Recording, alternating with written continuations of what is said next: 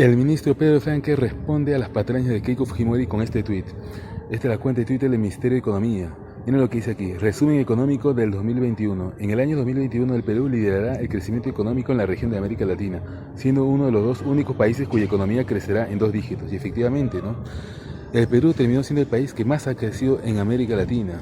Es decir, que aquello que nos decía Keiko Fujimori y sus aliados de que el Perú iba a terminar una crisis profunda producto del gobierno de Pedro Castillo terminó siendo una burda patraña.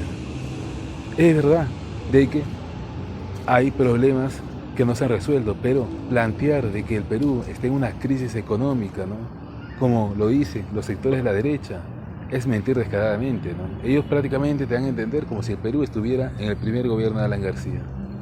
Ahí se veía una crisis económica espantosa. Es decir, la prensa, ¿no?, usa la mentira como arma política. Porque hay gente seria que hace críticas al gobierno de Pedro Castillo. Desde aquí yo he criticado muchas de las posiciones equivocadas del presidente.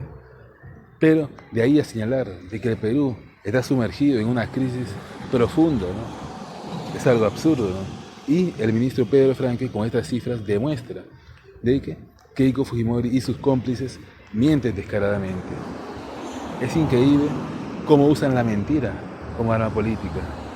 Acusan al gobierno de imponer una dictadura cuando el Parlamento, el Congreso dirigido por la oposición, hace lo que le da la gana. Aprueba leyes inconstitucionales, fomenta el golpe de Estado, promueve vacancias de forma ilegal.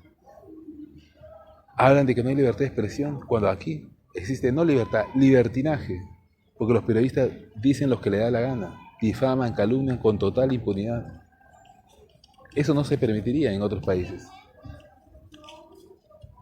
Y con respecto a la economía, también mientes claramente. Quizás sea el rubro en el que mienten más.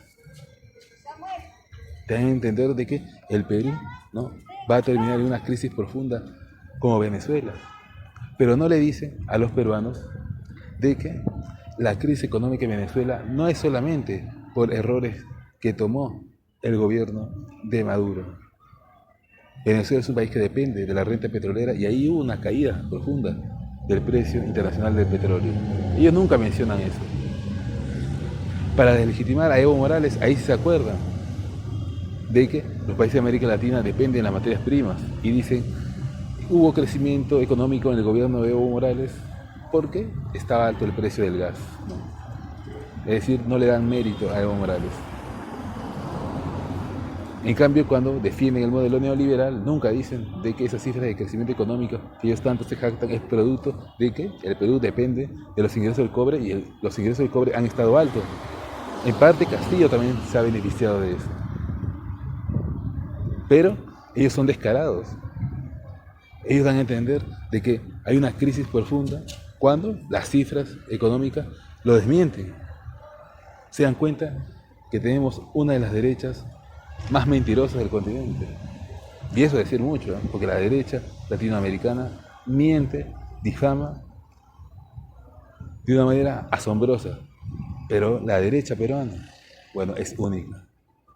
Realmente es increíble cómo tratan de generar pánico en la población, de generar miedo en la población, porque el decir de que el Perú, ¿no?, está en una crisis profunda, de que vamos a terminar como Venezuela, es para generar, ¿no?, aterrorizar a la población, generar un pánico profundo de tal manera que la gente termina apoyando todas sus acciones golpistas. Pero han fracasado. Iniciando este nuevo año podemos decir que la derecha encabezada por Keiko Fujimori fracasó en su intento de derrocar a Pedro Castillo porque ellos querían eso, acabar el año con María del Carmen Alba de presidenta. Pero el pueblo no los acompañó, porque el pueblo los repudia y lo dicen las encuestas. La mayoría del pueblo peruano repudia al Congreso porque lo considera obstruccionista y porque sabe que no trabajan por el pueblo y solamente están ahí para llenarse los bolsillos. Y el pueblo este año, por tercera vez, repudió a la mafia liderada por Keiko Fujimori. Así que hice este video para demostrar una vez más cómo la derecha miente cuando habla sobre el rumbo de la economía en el Perú. Bueno, eso es todo. Espero que les haya gustado este video. Me gustaría que lo comenten, que le den like y se suscriban al canal.